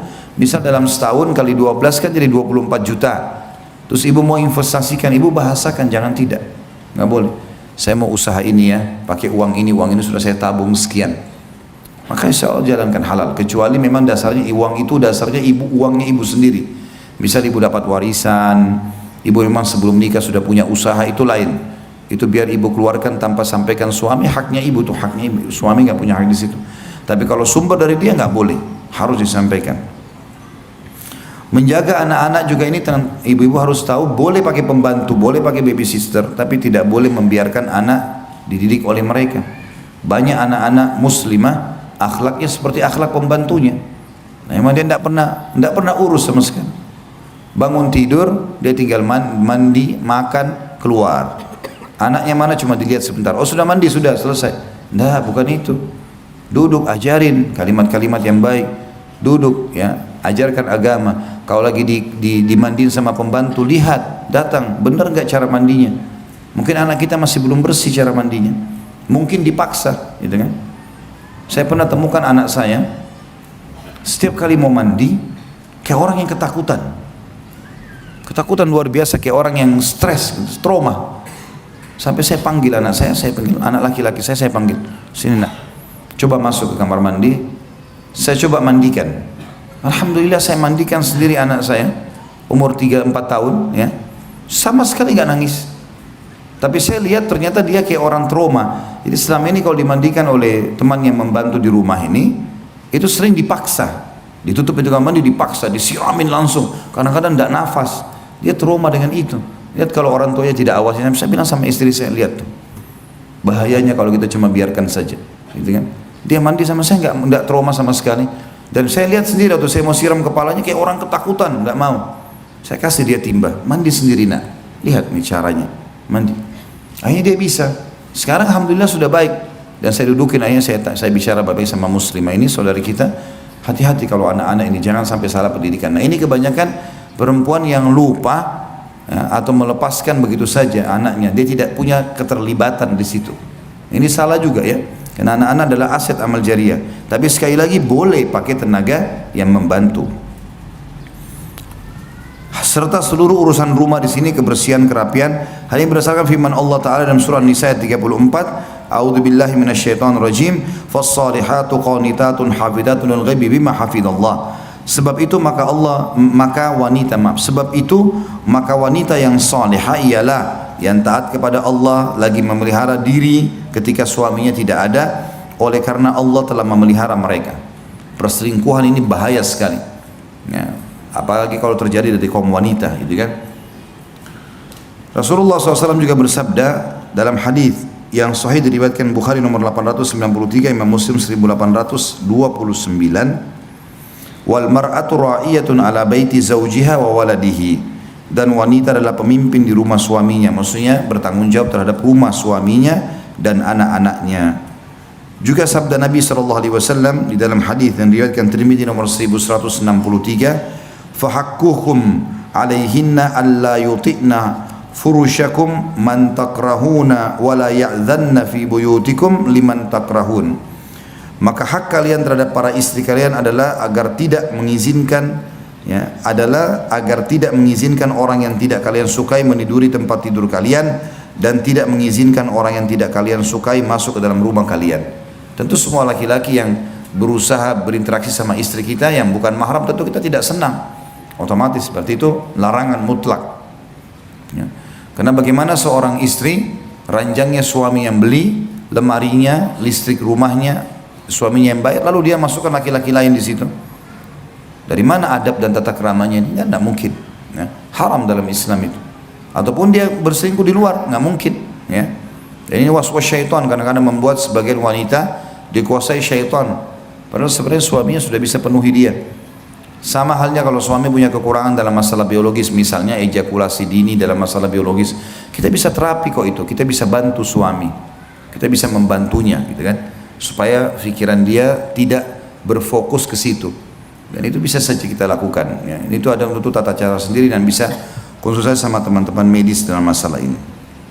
Yang ketiga, tetap tinggal di rumah suaminya sehingga tidak keluar ke rumah kecuali dengan izin dan kerelaannya, yang disertai dengan menundukkan pandangan, merendahkan suara, menahan diri dari berbuat buruk, memelihara lisan dari perkataan kotor dan jorok, serta senantiasa memperlakukan kerabat suami dengan baik sebagaimana sikap suami terhadap mereka. Karena tidaklah seorang istri dianggap telah berbuat baik terhadap suaminya jika ia berbuat buruk terhadap orang tua dan kerabat suaminya. Allah berfirman di dalam surah Al-Ahzab ayat 33, A'udzu billahi minasyaitonir rajim, wa qarna fi buyutikunna wa la tabarrujna tabarrujal jahiliyatil ula. Al-ayah. Dan hendaklah kamu para wanita tetap di rumah kalian atau di rumahmu, dan janganlah kamu berhias dan bertingkah laku seperti orang jahiliyah dahulu. Orang jahiliyah itu di Mekah, kalau mereka di rumah, mereka bajunya berantakan. Kalau mereka keluar rumah, dandanannya luar biasa. Ini dianggap dengan tradisi jahiliyah. Kalau kita balik sekarang, di rumah justru silakan menor, silakan indah, silakan cantik, silakan rapi. Di luar malah harusnya biasa-biasa, jangan jadi fitnah buat orang. Ini perintah Allah dalam surah Al-Ahzab. Dalam surah Al-Ahzab juga ayat 32 Allah berfirman, A'udzu billahi minasyaitonir rajim, fala takhdha'na bil qawli fayatma alladhi fi qalbihi marad. Al-ayah. Dan jangan juga kamu tunduk dalam berbicara sehingga berkeinginanlah. Sebenarnya bukan tunduk ini, takhdha'na bil qaul artinya perkataan yang suaranya sengaja dimanja-manjakan ya. Ini yang dilarang dalam Al-Quran. Jadi kalau bicara ada penting, misalnya lagi belanja di pasar atau segala macam, saya mau beli ini pak, saya mau beli ini, to the point gitu ya. Gak usah mutar-mutar, ayamnya ini beli di mana pak ya, ini kapan disembelih gitu kan, berapa ekor bapak jual sehari, untuk apa ya? Untuk apa banyak bertanya ini, apalagi kalau menggunakan kata-kata yang tidak benar ya, kata-kata yang bisa mengundang syahwat. Maka janganlah kamu tunduk dalam pembicara sehingga keinginan orang yang ada penyakit dalam hatinya mengganggu kalian. Jadi nggak boleh sampai bermanja-manja akhirnya laki-laki ingin mengganggunya. Kemudian dalam surah Nisa 148 juga berbunyi, A'udzu billahi minasyaitonir rajim, la yuhibbullahu al-jahra bis-su'i minal qawli illa man zulim. Al-ayah. Allah tidak menyukai ucapan buruk yang diucapkan dengan terus terang kecuali oleh orang yang dianiaya. Juga dalam surah An-Nur ayat 31 Allah berfirman, A'udzu billahi minasyaitonir rajim, wa qul lil mu'minati yaghdudna min absarihinna wa yahfadna furujahunna wa la yubdina zinatahunna illa ma dhahara minha. Katakanlah kepada wanita yang beriman, hendaklah mereka menahan pandangan mereka dan memelihara kemaluan mereka, dan janganlah mereka menampakkan perhiasan mereka kecuali yang biasa nampak darinya. Artinya dia pakai hijab, selesai. Kecuali di rumah ya, sekali lagi ibu-ibu harus di rumah dandan rapi, tapi juga yang suami suka. Kalau suami ibu bilang saya lebih suka alami, nggak usah pakai kosmetik, ya sudah nggak apa-apa, jangan dipakai di depan dia, ya, terserah dia, gitu kan. Kalau dia suka yang begini nggak masalah, yang penting yang membuat dia nyaman itu sudah cukup. Karena memang dandanan ibu cuma boleh buat dia, yang lain tidak boleh, gitu kan. Kemudian Nabi SAW bersabda, khairun nisa'i allati idza nadarta ilaiha sarratka wa idza amartaha ata'atka wa idza ghibta anha hafidhatka fi nafsiha wa malik. Hadis ini hadis sahih riwayat Tabarani. Sebaik-baik wanita atau istri adalah yang apabila engkau memandangnya maka ia membuatmu merasa senang. Tatapan matanya syahdu, lisannya santun, ya, rambutnya rapi, badannya wangi, itu semua yang dimaksud di sini. Sebaik-baik istri dalam riwayatnya dikatakan wanita ahli surga, yang kalau kau memandang kepadanya maka membuatmu merasa senang. Jadi ibu-ibu kalau dilihat sering ngomong dan suaminya tidak lihat ke dia, maka muhasabah, ya. Mungkin memang dia pakai baju-baju warna yang suaminya tidak suka, gitu, ya. Saya tahu pernah ada keluhan yang sampai kepada saya dari beberapa ikhwah, dia nggak suka dengan warna itu tapi istrinya suka pakai. Memang dia tidak suka, secara alami dia nggak suka memandang itu, tapi suka dipakai terus, gitu. Maka jangan, hindari, pakai sesuatu yang memang dia suka, gitu ya. Apabila kau menyuruhnya maka ia akan mematuhimu, tentu pada hal-hal yang ma'ruf. Temani saya ya, buatin saya makan, iya semuanya, ya. Dan apabila engkau tidak berada di sampingnya lagi safar, maka ia memelihara hakmu pada dirinya dan hartanya, dia tidak selingkuh. Juga sabda Nabi SAW dalam hadis yang lain, hadis riwayat Muslim nomor 442 dan Imam Ahmad 4641, kalau perempuan itu boleh keluar, tapi keluarnya tidak boleh dandan-dandan, tidak boleh jadi fitnah bagi orang lain. Sebagaimana sabda Nabi SAW, la tamna'u ima Allahi masajid Allah, janganlah kalian wahai para suami melarang hamba-hamba Allah yang perempuan untuk mendatangi masjid-masjid Allah. Artinya mereka boleh keluar, tapi pada hal-hal yang ma'ruf, ya, seperti ke majlis taklim begini, atau ke masjid lagi mau sholat tarawih misalnya di Ramadan nanti, atau apalah, ya, yang kira-kira positif, ya, silaturahim keluarganya, jangan dilarang, gak ada masalah. Tapi kita memberikan kaidah-kaidah syar'i, ya. Jadi tidak boleh keluar dengan fitnah yang luar biasa, ya. Ada perempuan kalau keluar luar biasa, semua mata memandang ke dia, sehingga hanya mengganggu permasalahan kehidupan tatanan sosial pun terganggu dengan dia, ya. Apalagi kalau dia memang dasarnya supel sekali, ini bahaya. Ada perempuan juga terlalu supel, semuanya orang diajak ngomong, tidak ada masalah, gitu kan. Jadi kita perlu tegur, jadi gini, ibu-ibu harus tahu, ya, perempuan itu makin jarang bicara dan makin menata, ya, perlu dia sampaikan, maka makin dihormati oleh laki-laki itu. Tapi kalau perempuan itu semuanya gampangan, gitu kan, maka oleh laki-laki dianggap remeh. Kalau ada perempuan belum nikah, suaminya tahu, calon suaminya tahu kalau dia ini orangnya bijak, ngomong kapan perlu, ya, dia jaga wibawahnya. Kecuali kalau sudah nikah lain, maka pasti akan dihormati.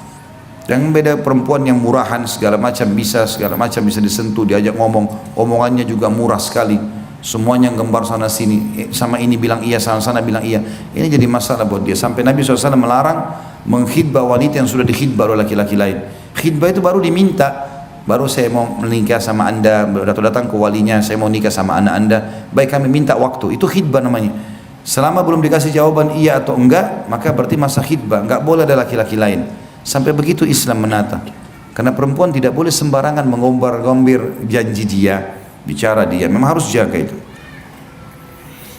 Juga dalam hadis Nabi SAW yang lain tentang bolehnya wanita keluar tapi dengan izin suaminya adalah hadis diriwayatkan Bukhari nomor 5338 dan Imam Muslim nomor 442.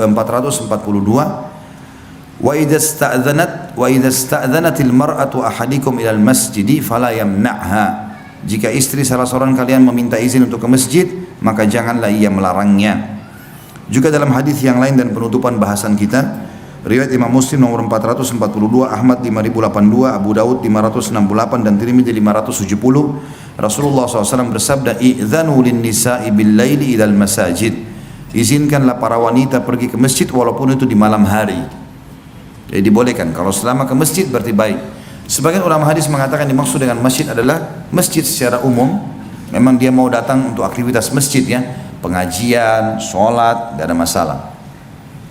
Tapi kalau dia datang, masuk dalamnya juga kalau dia pergi kepada hal yang positif, kayak silaturahim keluarga, ngumpul-ngumpul sama para wanita salihah di waktu tertentu, tentu tidak setiap saat, makanya juga masuk di dalamnya dianjurkan untuk dilakukan. Ya, Allahu a'lam. Sampai sini bahasan kita, silakan kalau ada yang mau bertanya dan tentu sesuai dengan tema. Masya Allah. La hawla wa la quwwata illa billah. Saking banyaknya masalah dan orang yang bermasalah konsultasi sama dokter kejiwaan. Baiklah, jangan tersinggung ya, saya cuma bercanda tadi. 2 bulan kenal suami saya, disuruh menikah sama orang tua karena almarhum orang tua sangat mengerti agama. Saya sudah menikah 11 tahun. Dari awal menikah sampai sekarang saya selalu dianiaya lahir batin. KDRT, penghinaan, tidak ada nafkah batin dalam setahun kalau tidak diminta. Selalu selingkuh, berbohong, tidak berbuat. Apa ini? Soal apa ya? Tidak mungkin terbuka soal keuangan ya. Misal gaji 40 juta tapi cuma bilang 10 juta. Sampai dia kongsi bangun usaha sama adiknya sampai 5 tahun sudah berjalan, saya tidak tahu sama sekali apakah dibagi hasilnya. Terakhir awal Januari kemarin suami menganiaya saya lagi hingga badan biru semua. Dan saya lapor polisi karena saya sangat sakit hati sekali. Bersambung. Baik. Tapi akhirnya saya lihat anak, apa ini? Akhirnya saya lihat anak lagi dan cabut lagi LP yang udah 3 kali ini karena kasihan sama anak. Tapi dia juga nggak berubah. Terakhir apa ini? Dia mengatakan dengan lisan yang tegas, gue ceraikan lu sekarang juga. Saya bilang ya apa-apa kalau memang cerai, asal urusin cerainya sampai selesai dan beri hak-hak saya atau aku dan anak-anak sesuai dengan hukum agama. Tapi sampai sekarang dia tidak mengurus surat cerainya dan saya masih di rumah. Juga apa ini? Panjang sekali, Masya Allah. Walaupun dia sering mengusir saya keluar dari rumah setiap dia marah, hanya karena masalah sepele. Apa yang saya harus lakukan, Ustaz? Sama sekali apa ini? Merasa tidak pernah mendapatkan kasih sayang suami. Pertama sekali tentu kalau posisi saya sedang ditanya, saya akan jawab sesuai dengan pertanyaan. Ibu kalau ada di sini yang direkayasa berdosa, jangan tunggangi fatwa. Itu dulu yang pertama. Yang kedua, setiap orang yang sedang ditanya hukum agama dan dia tahu, maka Rasulullah SAW sudah pesankan, kalau datang kepadamu seseorang yang matanya satu kecabut, jangan kamu terima sampai kamu sudah lihat rivalnya, lawannya.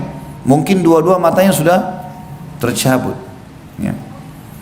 Jadi saya tidak tahu suaminya ibu ini, saya tidak tahu tentunya ibu yang berkeluh kesah. Kalau betul semua apa yang dibahasakan ini, maka tentu suami berdosa besar. Tidak memenuhi biologis, sering berdusta dan segala macam hal yang dibahasakan tadi ini luar biasa.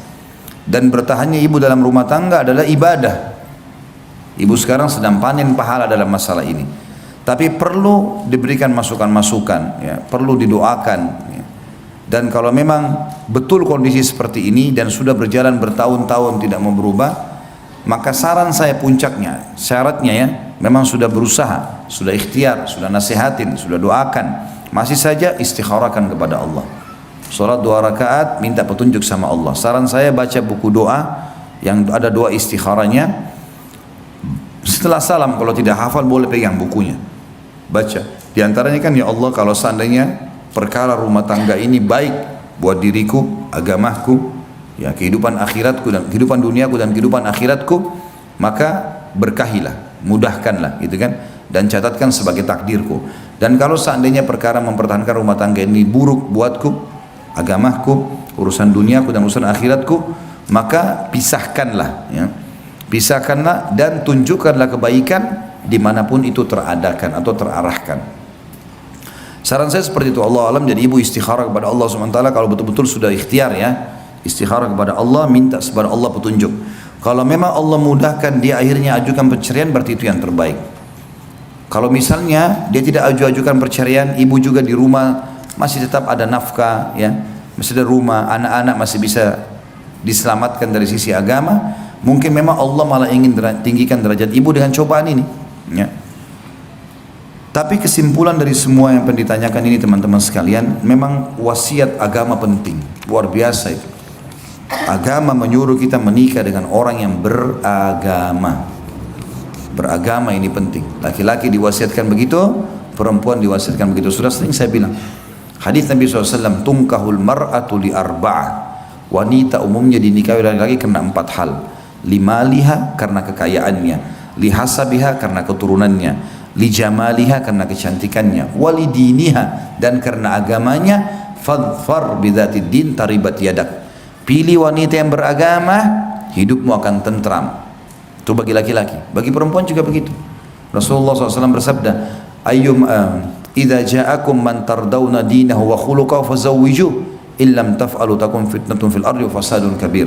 Takun fitnatun fil ardi wa fasadun kabir. Kalau hai wanita dan hai wali wanita, ayahnya, kalau telah datang kepada kalian laki-laki yang kalian ridhoi agamanya, beragama, sholat 5 waktu, faham agama, ya, dan akhlaknya, karena akhlaknya akan terbentuk perilakunya, santun tutur katanya, maka terima lamarannya. Kalau tidak akan terjadi kerusakan di muka bumi, fitnah dan kerusakan. Kata ulama, terjadinya perceraian dan kekerasan di rumah tangga. Cuma qadarullah masya'afal, ini sudah terjadi. Bagi yang belum terjadi, belum menikah, maka pilih baik-baik. Sampai kata Nabi SAW, wala amatun sauda'un kharma dhatud din khair. Wanita yang beragama walaupun budak berkulit hitam, kharma, enggak ada pemisah hidungnya, lubang hidungnya satu, tetap beragama, itu lebih baik. Jadi saran saya tadi, Allah alam begitu, nasihatin, uruskan, kalau enggak istikharahkan, ikuti hasilnya setelah itu. 2 tahun yang lalu saya mengucapkan kata cerai dan langsung disetujui oleh suami.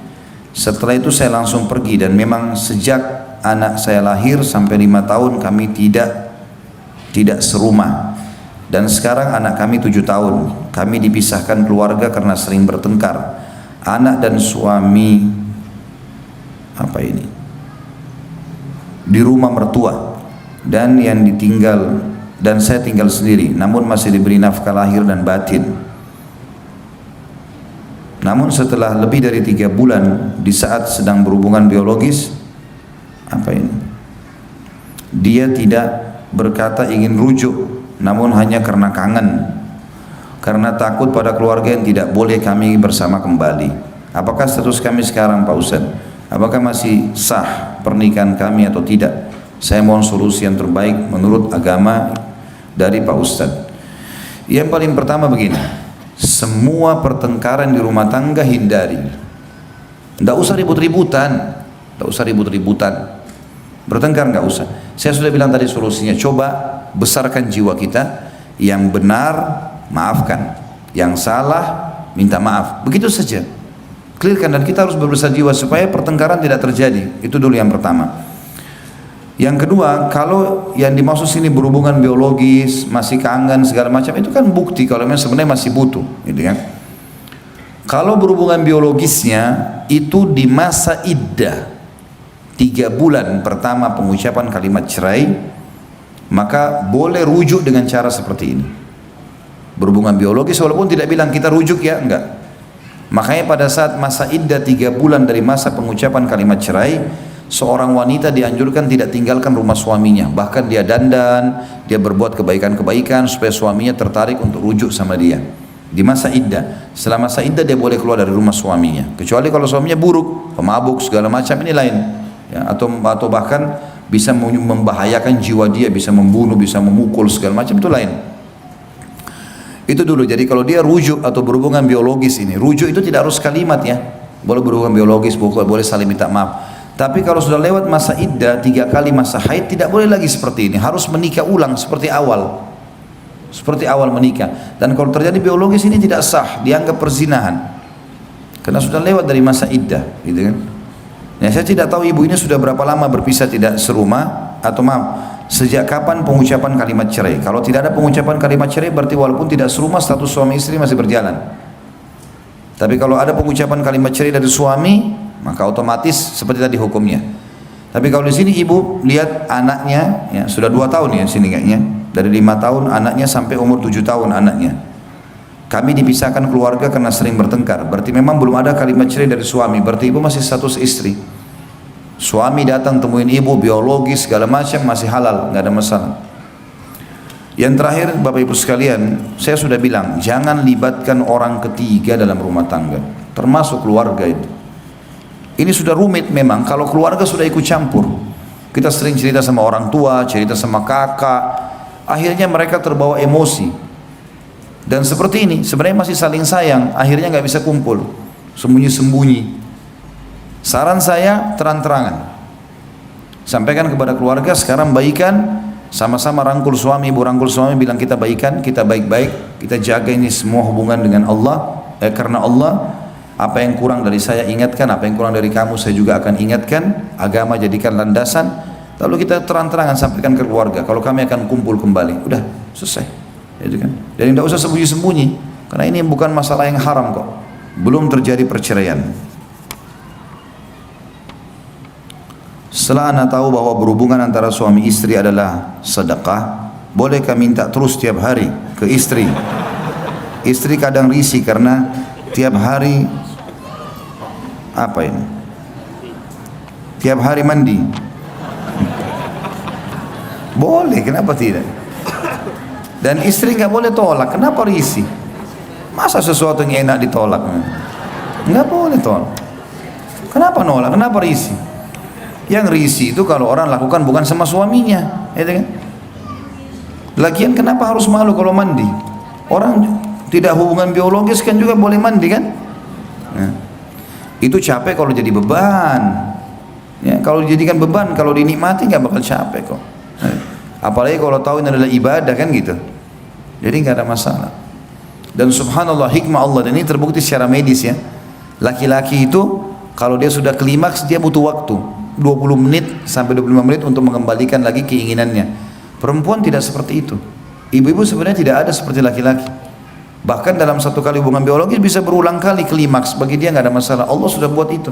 Makanya dia layani suaminya berulang-ulang pun dia tidak ada masalah bagi sebenarnya. Sebenarnya perempuan tidak akan ada masalah. Laki-laki justru ada masalah. Karena dia butuh waktu untuk menghidupkan kembali syahwatnya. Itu penelitian 20 menit loh, tidak mudah. Yang butuh waktu untuk itu. Ya. Dari sekarang saya nggak usah malu, untuk apa risih. Ya. Saya sedang hamil 2 bulan, anak kedua. Akhir-akhir ini saya selalu merasa kesal jika suami mendekati saya. Saya pun tidak mau memenuhi kebutuhan biologis suami. Orang tua saya mengatakan mungkin karena bawaan sedang hamil. Apakah saya berdosa, Ustaz? Ada saran saya di sini, resep buat ibu-ibu supaya tidak punya masalah kalau hamil. Mau nggak? Hah? Ya nenek-nenek sudah nggak mau memang. Saya tahu pasti nggak mau nenek-nenek. Jadi gini, kebanyakan orang itu dia selalu ngidam, mau mangga mudah lah, mau sop ayam yang ada di Lamongan, padahal dia di Jakarta.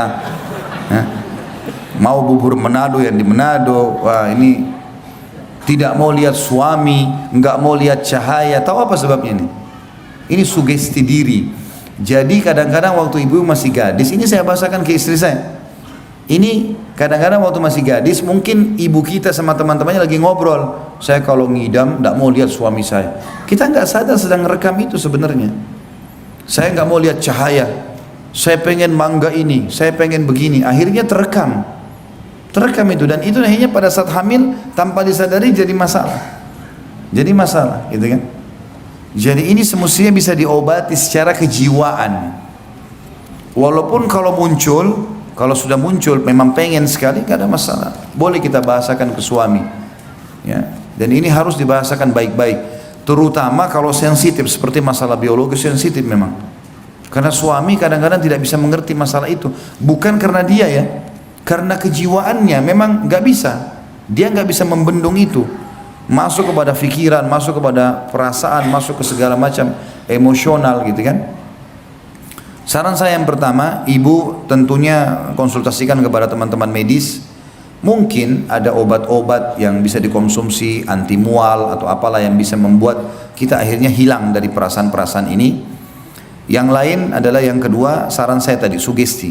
Coba sekarang bilang dalam diri ibu sendiri, saya nggak masalah. Saya kalau ada makanan saya makan, nggak masalah. Saya suka dekat dengan suami saya. Jadi harus bahasanya seperti itu. Sehingga dalam jiwa kita, di mindset kita yang sudah terekam tidak benar ini, dulu bisa tergantikan dengan yang baik, gitu ya. Ini poin ya, yang mungkin Allah alam yang saya bisa kasih masukan. Kalau misal pun ibu datang perasaan, dan banyak istiadah kepada Allah ya, karena tidak melayani suami ini dari syaitan biasanya. Kalau misalnya sudah konsultasi sama medis tadi poin pertama, ternyata memang ada hormon tertentu yang ibu miliki, mungkin tidak umumnya pada wanita, dan itu memang membuat perasaan tidak mau berhubungan biologis. Tentu pada saat konsultasi sama dokter, ajak suami. Jadi ibu tenang, suami juga tenang. Memang ibu istri, misalnya dokter bilang memang istrinya bapak ini begini keadaannya, mungkin bisa dimengerti. Insya Allah kan dengan konsultasi sama dokter dia bisa paham. Atau mungkin ibu yang dibahasakan, indah bu, ini cuma sugesti ibu, nggak apa-apa, ibu biologis nggak apa-apa. Kita tahu wanita hamil nggak ada masalah dengan biologis. Itu cuma keyakinan orang Yahudi ya. Makanya pernah di zaman Nabi SAW terjadi orang-orang Yahudi menyebarkan berita kalau wanita hamil tidak boleh digauli, dan kalau digauli anaknya bisa juling. Begitu keyakinan orang Yahudi di Madinah. Maka sampai ke telinga Nabi SAW, maka Nabi SAW mengatakan itu tidak benar. Dan boleh wanita hamil itu digauli, tidak ada masalah, tidak akan berpengaruh sama sekali. Oh nanti keguguran, enggak akan keguguran. Kuasa Allah SWT itu ya, tidak ada hubungannya sama sekali. Bagaimana bila seorang suami yang menggunakan uang kartu kredit atau KTK, tapi saya tidak pernah memakai uang itu, dan saya disuruh bayar utang-utang dia. Setelah saya bayar, dia menambah lagi utang ribanya. Akhirnya saya memutuskan untuk berpisah. Suami minta dibayar kalau dia harus berpisah, saya harus bayar dia 1/4 miliar. Saya bayarkan apa yang dia minta. Bagaimana dengan sikap saya? Saya selalu minta maaf tapi dia tidak mau memaafkan. Saya ikhlas merawat ketiga anak saya karena beliau tidak menafkahi anak-anak. Ini sebenarnya masalahnya hampir sama ya, masalah sama, karena dasarnya dari awal suaminya bukan orang yang beragama atau istrinya bukan orang yang beragama. Itu dulu poin. Makanya saya selalu wasiatkan, dan ini kalau bapak ibu sudah alamin, jangan kasih anak-anak lagi mengalami hal yang sama, kesian. Jadi mereka harus dapat pasangan yang beragama. Ciri-cirinya itu ibu-ibu kalau mau cari anak mantu yang baik, kalau azan lihat di masjid tuh yang di saf-saf pertama itu. Nah, itu orang-orang yang baik tuh. Azan memenuhi haknya Allah. Dia selalu di situ baca Al-Quran ya. Orang-orang yang agamis, ketahuan didengar oleh tetangga-tangganya orang ini baik, itu yang kita jadikan anak mantu. Begitu pula laki-laki yang mau nikah, anak kita laki-laki nikah dengan wanita-wanita yang sudah hadir di majelis ilmu, pakai hijab syar'i, nama keluarganya baik, itu memang harus ya. Itu dulu poin. Kalau bahasan ini adalah kita mau tahu dulu, ibu ini sebenarnya membayarkan utang suaminya dari uang suami atau ibu yang disuruh bayar pakai uangnya ibu. Kalau utang uang suami dia suruh bayar, bayar saja, nggak ada masalah. Dia titipin, ini bayarin ya utang saya di sana, pakai aja bayarin, nggak ada masalah. Walaupun itu adalah masalah riba, karena kan dia membayar, dia menyelesaikan masalah, dia buka pintu riba, baru nasihatin. Kalau itu nggak boleh, ya, nggak boleh. Sampaikan, kirimkan kepada dia ceramah-ceramah tentang masalah riba, kumpulkan artikel-artikel yang jelas, letakkan di meja kerjanya, biar dia ini ya, maaf ya, saya bukan menyinggung, tapi coba baca, siapa tahu bisa menambah wacana. Saya bukan menggurui ya, insya Allah kalau santun suami bisa terima kok. Kalau kita lempar, nih baca masalah riba, haram tuh, masuk neraka kalau kau nggak mau dengar. Nah lain. Ini sama tadi di awal saya bilang menantang ini. Ya. Suaminya pasti spontan nolak. Tapi kalau taruh santun di atas meja kerjanya ini ya, saya dapat artikel, siapa tahu berguna. Ini masalah riba loh. Saya khawatir saja jangan sampai kita sekeluarga ada masalah. Saya nggak guruin ya. Mau dibaca, alhamdulillah, nggak dibaca juga nggak masalah. Contoh, kalau yang dimaksud sini ibu disuruh baca, bayar pakai uangnya, ibu punya hak untuk tidak bayar. Jangan mau dipaksa, nggak apa-apa. Saya punya utang sekian, kamu harus bayar pakai uangmu. Oh nggak ada urusannya, gimana cara? Kecuali memang uang dititip. Ibu nggak punya kewajiban untuk itu, dan ibu tidak usah kerjakan yang bukan kewajiban. Biar dia mau marah, terserah dia mau marah, nggak ada masalah. Kan bukan kewajiban saya, yang utang kan kamu. Baik, kamu kan juga makan, enggak? Saya nggak makan, kan tadi dikatakan saya nggak makan kan? Saya nggak ambil hari itu.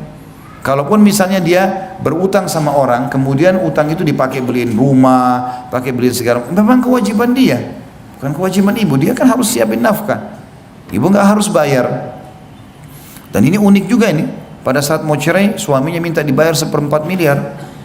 Ini suami bagaimana model pikirannya? Saya bingung gitu ya. Semoga Allah kasih hidayah. Mestinya nggak boleh sama sekali. Malu laki-laki minta uang sama istri itu. Mana wibawahnya? Nggak boleh sama sekali teman-teman sekalian. Jangan pernah ucapin pada istri, berikan saya uang. Aib besar itu. Nggak boleh. Kita yang disuruh nafkahi mereka. Dan tidak ada laki-laki yang dibiayai sama istrinya kecuali akan terhina depan istrinya. Itu nggak bisa. Biar istri kita orang kaya, kita mampu, kita cuma pas-pasan, tetap maaf ya, nafkah dari saya. Makan hasil keringat saya, punya harga diri. Kalau istri yang mengatakan, baiklah, tapi mungkin saya beli makanan juga, silakan beli, tapi nafkah dari saya. Saya cuma mampu beli nasi uduk 1 bungkus, makan, itu nafkah saya. Tidak apa-apa, jadi punya harga diri. Istrinya juga segan sama dia kan. Kalau ini seperti ini bahaya sekali, ngancam-ngancam segala macam ini, Allahu alam. Dan ini saran saya adalah sama tadi ya, poin yang pertama, kalau itu uang dari suami, bayarkan utangnya. Kalau itu uang ibu disuruh bayar utang dia, jangan bayar. Itu haknya ibu. Itu yang pertama. Yang kedua, kalau kasus sudah seperti ini, apalagi sudah bicara masalah pisah, maka selalu saya katakan istikharah lah. Salat 2 rakaat, minta petunjuk kepada Allah Subhanahu Wa Taala agar Allah berikan jawaban. Ini dipertahankan atau tidak? Kalau yang lain sudah nggak ada lagi jawabannya. Banyak sekali, masya Allah ini. Bolehkah membaca atau membuka HP suami tanpa seizinnya? Tidak boleh.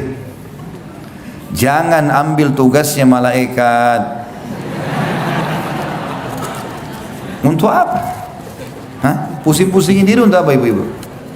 Tidak usah. Tidak perlu penasaran. Tidak perlu. Dalam Islam tidak ada kata-kata penasaran. Tidak perlu. Kalau kemungkaran kelihatan depan mata, kita lihat dia jalan sama perempuan bukan mahramnya, nah itu kita wajib ingkar mungkar. Kalau nggak kelihatan, bukan urusan kita, jangan korek ini. Sibukkan diri dengan ibadah, tidak ada waktu Bapak Ibu sekalian. Ada waktu kita ini untuk ngurus. Bayangkan tersitanya waktu kita kalau kita sibuk mengetahui apa yang pasangan kita lakukan 24 jam. Nggak ada yang kita bisa lakukan, tidak ada produktivitas yang bisa kita lakukan. Nggak ada sesuatu yang kita bisa buat. Saya kalau mau tahu istri saya buat apa 24 jam, saya nggak akan bisa ngajar. Karena saya kan sibuk, WA-nya dikirim ke siapa, dia ngomong sama siapa, ini nggak ada. Allah yang ciptakan, dia mengawasi. Saya bilang sama istri saya nggak periksa HP kamu ya. Allah ada, hati-hati. Sebagaimana saya tidak mau juga HP saya diperiksa. Kita saling percaya, selesai. Kalau kelihatan kemungkaran depan mata baru kita luruskan, kalau enggak. Saya nggak mau pusing, dan ibu bapak sekalian juga jangan pusing, nggak usah. Ada malaikat tidak pernah tidur 24 jam. Catat kebaikan, catat keburukan. Yang di langit hukum, bukan kita. Nggak usah sibukkan diri dengan itu. Dan ingat, kalau kita baik, Allah juga buat pasangan kita baik. Kalau kita buruk, Allah buat pasangan kita buruk. Kan sabda Nabi SAW jelas. Kata Nabi SAW, kalau berbaktilah pada kedua orang tua kalian, Allah akan karuniakan kalian anak-anak yang berbakti dengan kalian. Jaga kehormatan, kesucian, kemaluan kalian, jangan selingkuh. Allah akan jaga juga kesucian pasangan kalian. Allah jaga dengan hikmahnya. Maka kita harus muhasabah mulai dari kita. Sama dengan kasus pemimpin yang zalim dalam bahasan kepemimpinan kan gitu. Kalau kita masyarakat baik, Allah kasih pemimpin yang baik. Tolak ukurnya itu kata ulama. Kalau pemimpinnya buruk berarti ada masalah dengan kita sebagai masyarakat. Kitanya jadi masalah. Muhasabahnya di situ. Kita muhasabah diri kita sendiri. Allahu alam. Jadi saran saya nggak usah bu. Ya. Mau kata penasaran kah, mau cari tahu kah, nggak usah. Kalau depan mata kita begitu. Sama juga saya sarankan ibu-ibu kalau mau tenang hidup, nggak usah kalau suaminya datang nggak cerita apa-apa, nggak usah bilang kok kamu nggak cerita apa-apa, ada apa sih? Nggak perlu. Dia cerita kita dengar, nggak cerita ya sudah. Banyak kegiatan yang lain kan, bisa baca buku, bisa segala macam. Kita ceritakan ke dia, anak-anak begini, tadi ada tamu, tadi ada begini. Nah, sebatas itu. Maka hidup akan tenang. Memang yang merumutkan masalah kehidupan kita ini karena begitu, terlalu banyak mencampuri hal-hal yang berhubungan dengan pasangan yang memang tidak ada hubungannya sama kita sama sekali. Allahu a'lam bishawab.